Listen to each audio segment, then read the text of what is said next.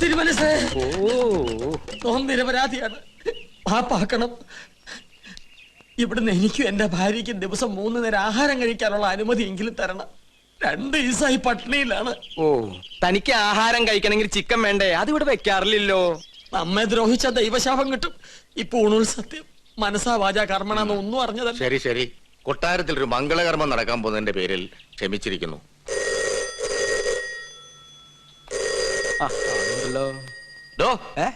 ആ ഫോണം തട്ടിയോ? ഊണും കഴിച്ച് സിൽക്ക് ഷർട്ട് ഇട്ട് നടക്ക. ഹലോ, ഉദയപുരം പാലസ് അല്ലേ? അതെ, ഞാൻ മണിമല മാണിക്യത്ത് നിന്നും ഉണ്ണികൃഷ്ണൻ നമ്പൂതിരിയാ. ഉണ്ണികൃഷ്ണൻ നമ്പൂതിരി? എന്നെ വിളിച്ചോ? അതെ, മറ്റേ ഉണ്ണികൃഷ്ണൻ. ഹലോ, എനിക്കൊരു കല്യാണാലോചനയുമായി ഇവിടെ വന്നു പറഞ്ഞു. ശരിയാണോ? അതെ. എങ്കിൽ ഞാൻ ബന്ധുക്കളായിട്ട് അങ്ങോട്ട് വരിക, ബാക്കി കാര്യങ്ങൾ തീരുമാനിക്കാൻ. എപ്പോ? ഇപ്പൊ തന്നെ. ഇനി രണ്ടിലൊന്ന് അറിഞ്ഞിട്ട് തന്നെ ബാക്കി കാര്യം. എന്താവും പറഞ്ഞു? തോന്നാരെ ആരാടോ വിളിച്ചത്? അത് ഉണ്ണികൃഷ്ണൻ. ഉണ്ണികൃഷ്ണൻ? മറ്റേ ഉണ്ണികൃഷ്ണൻ. മറ്റേ ഉണ്ണികൃഷ്ണൻ അല്ല, ഈ ഉണ്ണികൃഷ്ണൻ. എന്റെ വീട്ടിൽ നിന്നാ.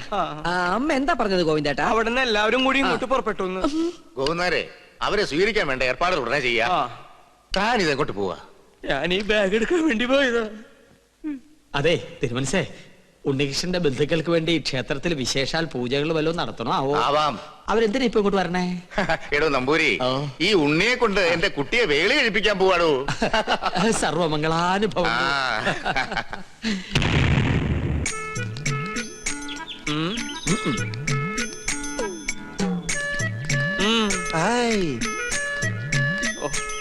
ഇനി നമ്മളിപ്പോ എന്താ ചെയ്യാ? ഞാനൊന്ന് പറഞ്ഞോട്ടെ, നമ്മളിപ്പോ എന്താ ചെയ്യാ? ഇയാളെ കൊണ്ട് വലിയ ശല്യായില്ല. എന്നാ ഞാൻ വേറൊന്ന് പറഞ്ഞോട്ടെ, നമ്മളിപ്പോ എന്താ ചെയ്യേണ്ടത്? എന്താ 3 പേരും കൂടി ഒരു ചുറ്റിക്കളി? ഇയാൾ ശല്യം ചെയ്യണു.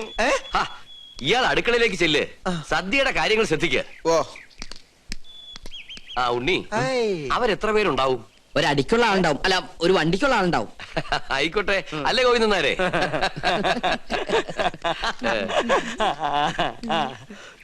ഇപ്പൊ കണ്ടാ ചിരിയുണ്ടല്ലോ, കുറച്ച് കഴിയുമ്പോ കൊലച്ചിരിയാവും. എല്ലാം പൊളിയൊന്നും ഉറപ്പായല്ലേ? എന്നെ കൊണ്ടൊന്നും പറയിപ്പിക്കണ്ട. ഇത്രയൊക്കെ വരുത്തി വെച്ചിട്ട് എന്റെ നാവില് നല്ല തെറി പോലും വരുന്നില്ലല്ലോ ഈശ്വര. ഇവര് വന്ന് ഈ കല്യാണക്കാരി ആലോചിച്ചപ്പോ നിനക്ക് പറ്റില്ല എന്ന് പറയായിരുന്നില്ലടാ നാരങ്ങ മോറ. എന്നോട് ക്ഷമിക്കണം, വേറെ നിവൃത്തി ഇല്ലാത്തോണ്ട് ഞാൻ വിളിച്ചതാ. എന്ത് വേണേലും വിളിച്ചോ, അവൾക്ക് വേണ്ടി എന്ത് സഹിക്കാനും ഞാൻ തയ്യാറാ. അത്രക്ക് ഇഷ്ടപ്പെട്ടു പോയി ഗോപിക്ക്. പാകിസ്ഥാൻ ഒരു ബോംബിട്ടോണ്ട് ഇന്ത്യ നശിക്കില്ലടാ. നിന്നെ പോലെ ഏതെങ്കിലും പ്രേമരോഗികൾ കാരണമായിരിക്കും ഇവിടെ ഒരു യുദ്ധം ഉണ്ടാവാൻ പോണേ. എവിടെ പോയി നീ ഒളിച്ചു കളിക്കുക? ജാതകവശാൽ 71 വയസ്സ് വരെ ആയുസുള്ള ഞാനാ 25 വർഷം മുമ്പേ അകാല മൃത്യു വരിക്കാൻ പോണേ. എന്റെ പഴനി ആണ്ടവാ, ആ വീട്ടുകാരുടെ വരവൊന്ന് മുടക്കി തന്ന തല മുട്ടയടിച്ച് തല കുത്തി മറിഞ്ഞ് പഴനി മല കേറി വരാം. എന്റെ പഴനി ആണ്ടവാ.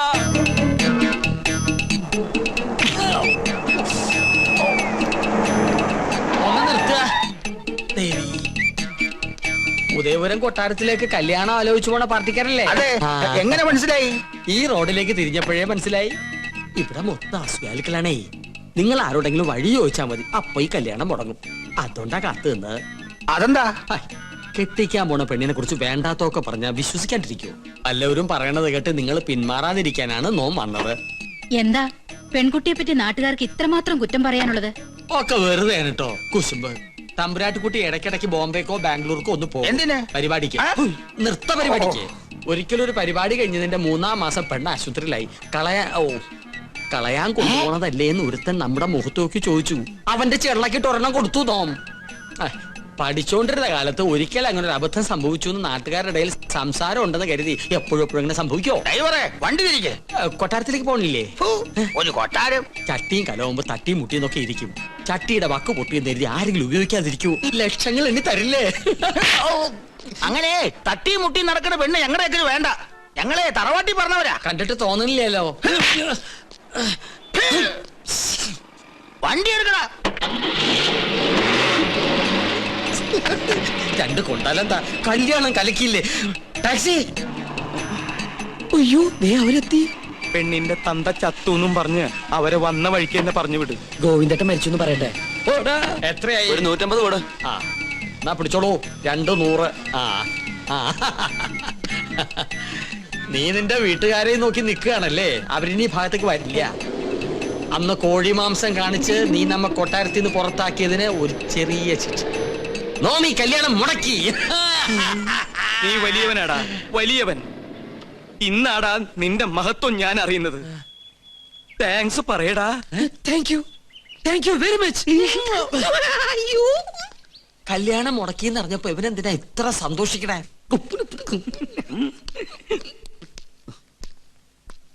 ഉണ്ണി അവരെത്തിയില്ലേ?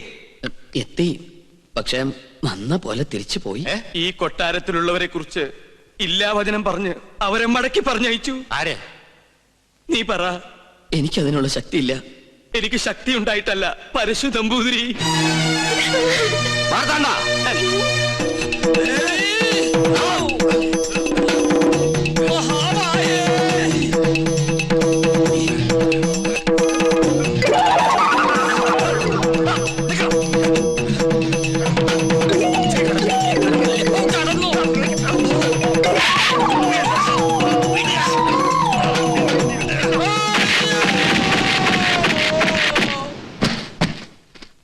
തൂക്കിയെടുത്ത് പുറത്തറിയ.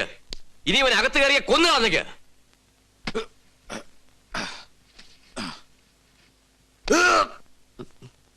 മുത്തശ്ശ, ആരൊക്കെ എതിർത്താലും എന്റെ മനസ്സ് മാറില്ല.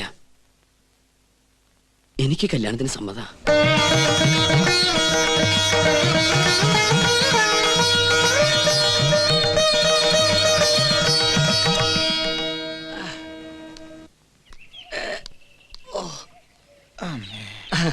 അസലായി. തനിക്ക് ടോം പെരുമാറിയോ? തിളച്ച സാമ്പാർ വീണതാ. ആഹാ, പാചകമാവുമ്പോ ഇങ്ങനെയൊക്കെ സംഭവിക്കുന്ന സ്വാഭാവിക. സാമ്പാറൊക്കെ അവിടെ നിൽക്കട്ടെ. തനിക്കിനി ഒരിക്കലും അകത്ത് കയറാൻ പറ്റില്ലെങ്കിൽ ആരെടുത്ത് തരും കിരീടവും ചെങ്കോലും? അതിന് വേറൊരു മാർഗം. വേറൊരു മാർഗം വേണ്ട. എനിക്ക് എന്റെ 50,000 രൂപ കിട്ടിയാ മതി. മരണപ്രാളത്തിൽ കിടന്ന് പിടയ്ക്കുമ്പോഴാണോ കിരീടവും ചെങ്കോലും പണവും ഒക്കെ? തനിക്കൊരു മനുഷ്യ പറ്റില്ലല്ലോ. പറ്റിയത് എനിക്കാ. എന്റെ കർത്താവേ. നമ്മുടെ അഗസ്റ്റനല്ലേടോ നൂലോട്ട് നിൽക്കണത്? അതെ അതെ, അവൻ തന്നെ. ആ വാ.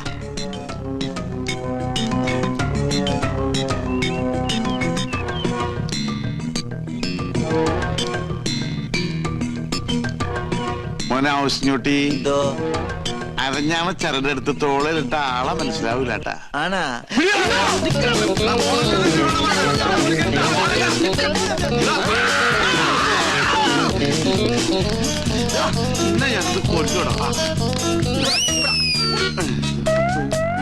അവനെ നമ്മുടെ കൈ കിട്ടുന്ന കാണിച്ചു കൊടുത്തവനെ. പിന്നെ ഞമ്മളല്ല തള്ളിയത്. നീയല്ലേ? പിന്നെ ഞമ്മളായിരിക്കും. അവനാ തള്ളിയത്. അഗസ്റ്റിൻ. അഗസ്റ്റിൻ അവരോടെ അവൻ പോയി. പുറത്തേക്കല്ല, അകത്തേക്ക് പോയി. അല്ലാ, ഇതെന്താ നിസ്കാര പള്ളിയാ? ഇത് കൊട്ടാരമാണ്. പക്ഷെ കണ്ട പാലസാണ്. എഞ്ചിൻ ഞാൻ കാണാൻ കൊണ്ട് പറയണ്ട. അവനെ പിടിക്കണ്ടേ? നിങ്ങൾ പോയി നോക്ക്, നമ്മളിവിടെ ഇരിക്കണേ. അല്ലാ, പുലിയാണ് മോനെ. പഴയ പുലി. പെറ്റുകിടക്കുന്ന കുഞ്ഞുങ്ങളെ കണ്ടില്ലേ? എഞ്ചിൻ ഞാൻ കൊട്ടാരത്തിലെ പുലി. കൊട്ടാരമല്ലേ, പുലിയെ വളർത്തുന്നുണ്ടാവും. ആര് പറഞ്ഞിട്ടാണ് അതിനകത്ത് കയറിയത്? അറാമ്പർ പാലിക്കരുത്. വീട്ടിനകത്താണ് പുലിയെ വളർത്തുന്നത്. പുലിയാ? പുലി ഇരട്ട പ്രസവിച്ചത്.